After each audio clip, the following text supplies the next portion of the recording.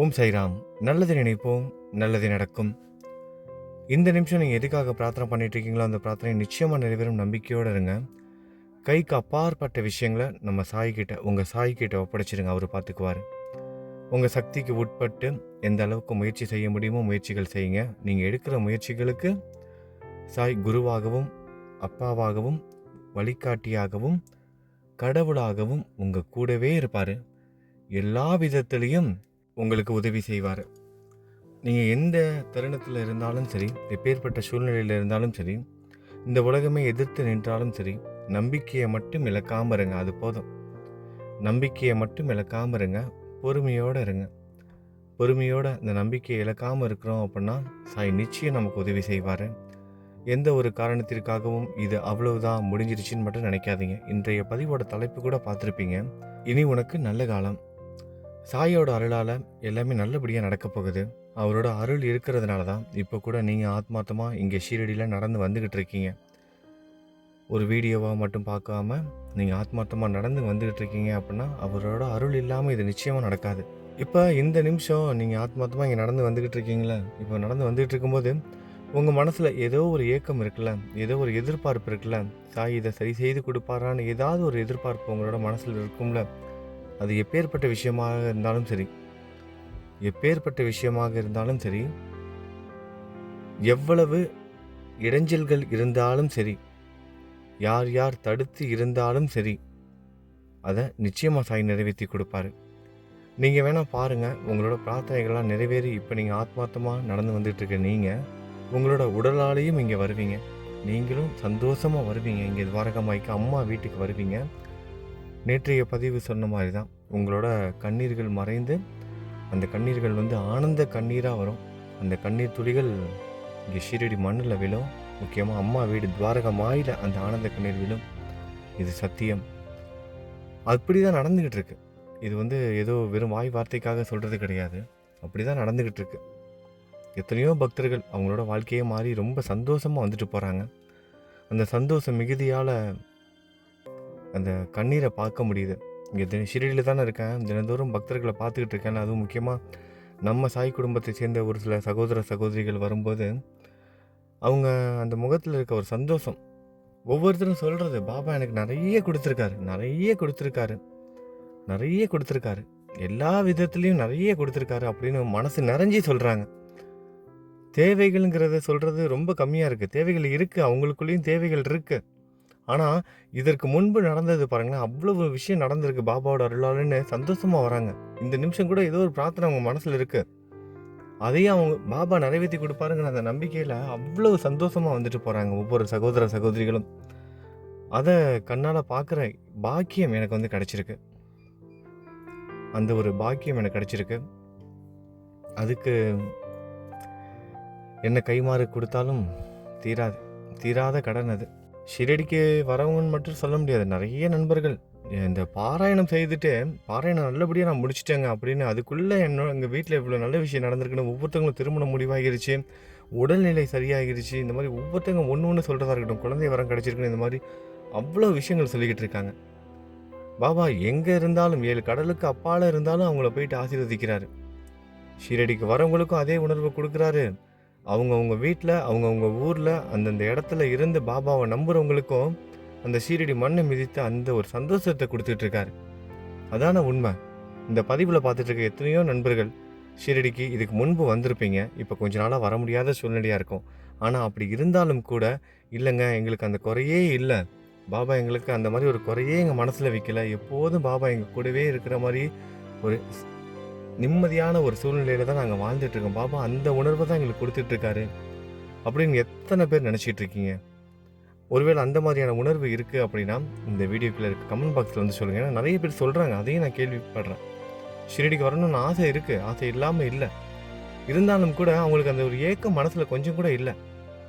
வரணும்னு ஆசை இருக்குது, ஆனால் அதுக்காக நம்ம வர முடியலேங்கிற அந்த ஏக்கத்தையும் அவர் மனசில் விதைக்க மாட்டுறாரு பாபா.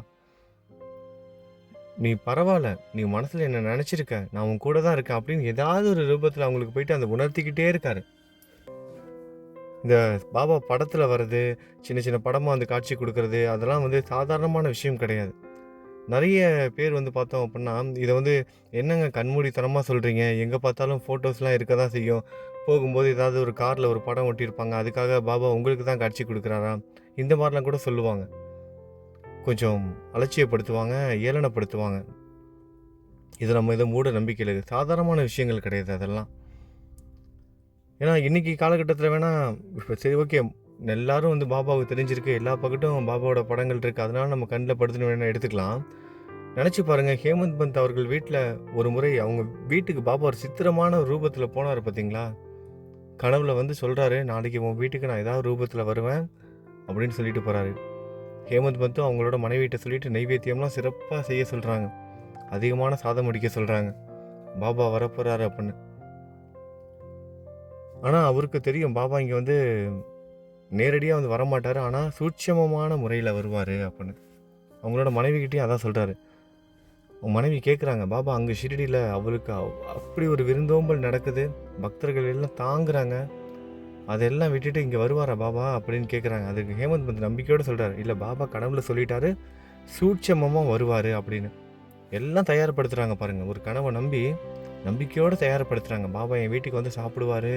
நான் இந்த நெய்வேத்தியத்த நான் வைக்கிற பிரசாதத்த ஏத்துக்குவாருன்னு நம்பிக்கையோட சமைக்கிறாங்க. எல்லாம் அ எல்லாரும் ரெடியா உட்காந்துருக்காங்க. 2 பக்கமும் இலைகள்லாம் போட்டாச்சு.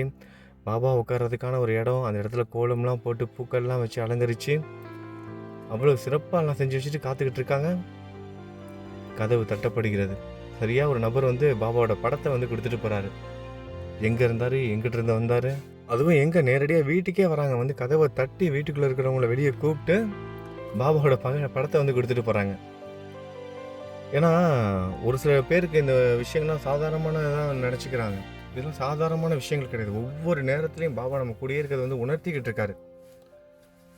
இப்பல்லாம் கூட நெறைய படங்கள் இருக்கு. அப்பல்லாம் எப்படி இதெல்லாம் சாத்தியம்?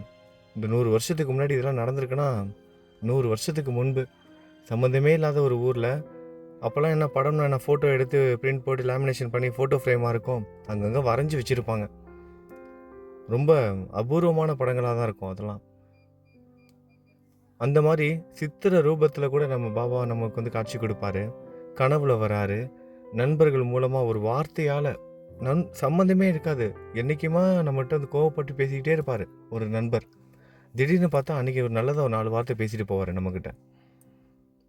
அவரோட இயற்கையான அந்த குணாதிசயம் அதுவாவே இருக்காது. திடீர்னு ஒரு உதவி வந்து சேரும்.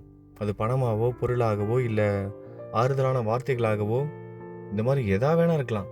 உதவிகள் வந்து சேரும். இனிமையான வார்த்தைகள்லேருந்து, பணம் காசுலேருந்து நமக்கு கிடைக்கிற அந்த ஆறுதலான வார்த்தைகள் வரைக்கும் எல்லாமே சாயோட அந்த அனுகிரகத்தால தான் சாய் பக்தர்களோட வாழ்க்கையில நடந்துகிட்டு இருக்கு. இந்த மாரி பாபாவோட ரூபமா தான் வருவாரு, படமா தான் வருவாரு, கனவுல வந்து வருவாரு, ரூபமா வருவாருலாம் கிடையாது. நம்ம கூட இருக்கிறவங்களோட மனச மாத்தி, அவங்க மூலமா கூட நமக்கு வந்து நல்லது செஞ்சுட்டு போவாரு. எங்க இருக்காங்க, யாரு என்னன்னு தெரியாது. திடீர்னு ஒருத்தவங்க வருவாங்க, நம்ம வாழ்க்கையே வந்து மாத்தி அமைச்சுட்டு போவாங்க. எல்லாமே நல்லபடியா நடக்கும். நம்பிக்கையோட இருங்க. உங்களோட தேவைகள் பூர்த்தியாகும்.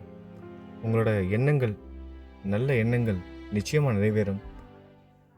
மனசுல இருக்கிற அந்த கெட்டம், கோபம், குரோதம் இந்த மாதிரியான விஷயங்கள் மனசுல கொஞ்சம் கூட இருக்கக்கூடாது. கோபம் மட்டும் படாதீங்க. அவசரப்பட்டு வார்த்தைகள விடாதீங்க. முக்கியமா பாபா இந்த மாதிரியான குவாலிட்டிலாம் எதிர்பார்க்க மாட்டாரு. நம்ம குழந்தைங்கள்ட்ட நம்ம என்ன எதிர்பார்ப்போம்? நம்ம குழந்தைங்ககிட்ட நம்ம என்ன எதிர்பார்ப்போம்? அதுதானே நம்மளோட அப்பாவும் நம்மகிட்ட எதிர்பார்ப்பாங்க. இந்த மாதிரி சின்ன சின்ன விஷயத்த நம்ம புரிஞ்சுக்கிட்டோம்னா, பாபாவுக்கு பிடித்த குழந்தையாக நம்ம இருக்கலாம். பாபாவுக்கு பிடிச்ச குழந்தையா நம்ம வந்து இருக்கணும். அதுக்காக முயற்சி செய்வோம். பாபாவோட அருளும் ஆசையும் நம்ம எல்லாருக்கும் கிடைக்கும். ஆஞ்சநேயரை பாருங்க. உடல் ஆரோக்கியத்திற்காகவும், மன ஆரோக்கியத்திற்காகவும் பிரார்த்தனை பண்ணிக்கோங்க. நம்ம சாய் குடும்பத்தில் இருக்கிற ஒவ்வொரு பக்தரோட வாழ்க்கையிலையும் இனிமேல் எல்லாமே நல்லதாக தான் நடக்க போகுது. நம்பிக்கையோடு இருங்க. நம்ம சாய் நம்ம கூட இருக்காரு. உங்களோட பிரார்த்தனைகள்லாம் நிறைவேறி உங்களோட கண்ணீர் ஆனந்த கண்ணீராக மாறும். நிச்சயமாக இது நடக்கும். பாபாவுக்கு நன்றி சொல்லுவீங்க. நடக்க போகிற நல்ல விஷயத்துக்காக இப்போவே இந்த நிமிஷமே நம்ம நன்றி சொல்லலாமே. இப்போவே இந்த நிமிஷமே நன்றி சொல்லிடலாம். நானும் நன்றி சொல்லிடுறேன் இப்பயே. சாயி, நன்றி சாயி. எங்களோட வாழ்க்கையில் நடக்க போகிற நல்ல விஷயங்களுக்கு, நீங்கள் நடத்தி கொடுக்க போகிற அந்த அற்புதமான விஷயங்களுக்கு நன்றி சாயி. நீங்களும் நன்றி சொல்லிட்டீங்களா? நன்றி சொல்வதோட மட்டும் இல்லாமல் பிரார்த்தனையும் பண்ணிக்கோங்க. நம்ம சாய் குடும்பத்தில் நிறைய சகோதரிகள் வந்து கன்சீவாக இருக்காங்க. 7 மாத கர்ப்பிணிகள், 5 மாதம், நிறை மாத கர்ப்பிணிகள் கூட இருக்காங்க. எந்த நிமிஷம் வேணாலும் டெலிவரி ஆகலாம் அப்படிங்கிற மாதிரி கூட நிறைய பேர் பிரார்த்தனை பண்ண சொல்லி கேட்டுட்ருக்காங்க. கன்சீவாக இருக்க எல்லாரும், எல்லா சகோதரிகளும் நல்லபடியாக அந்த குழந்தையை பெற்றெடுக்கணும். குட்டி ராதையோ குட்டி கிருஷ்ணனோ அவங்க வீட்டில் தவறணும். பாபா அதுக்கு வந்து உதவி செய்யணும். கூடவே இருந்து அவங்களுக்கு நல்ல முறையாக பிரசவம் நடக்கணும். பாபா அதுக்கு வந்து உதவி செய்யணும்னு நம்ம பாபா கிட்ட பிரார்த்தனை பண்ணிக்கலாம். குழந்தை இல்லாத சகோதரிகளுக்கும் குழந்தை வரம் கிடைக்கணும்னு நம்ம பிரார்த்தனை பண்ணிக்குவோம். இன்றைக்கி நம்ம சாய் குடும்பத்தை சேர்ந்த தாமோதரன் சகோதரருக்கு பிறந்தநாள். தாமோதரன் சகோதரருக்கு நம்ம எல்லாரும் பிறந்தநாள் வாழ்த்துக்கள் சொல்லிக்கலாம். அடுத்ததாக நம்ம சாய் குடும்பத்தை சேர்ந்த ஏஆர் முரளிதரன் ராஜேஸ்வரி தம்பதிகளுக்கு நேற்று திருமண நாள், 40வது வருட திருமண நாள்.